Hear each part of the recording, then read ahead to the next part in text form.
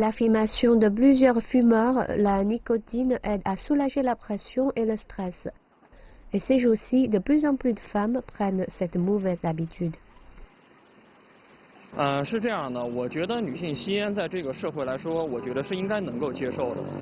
Je pense qu'il est assez fréquent que les femmes fument de nos jours, même si elles ne fument pas en public, parce que la société est devenue plus compétitive et que les gens doivent faire face à plus de pression. Mais fumer est plus nocif pour les femmes que pour les hommes. Elles doivent contrôler ça.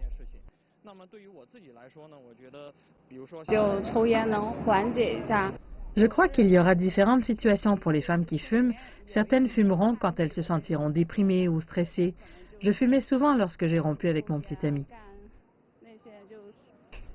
En Chine, le nombre de femmes qui fument a triplé, ce qui a propulsé le développement de certains produits du tabac plus attrayants aux femmes. Comparé aux pays occidentaux, le nombre de femmes fumeuses en Chine est beaucoup plus faible, bien que la Chine ait le taux le plus élevé pour les fumeurs de type masculin. Pas toutes ces fumeuses subissent de la pression pour fumer, elles veulent avoir l'air cool.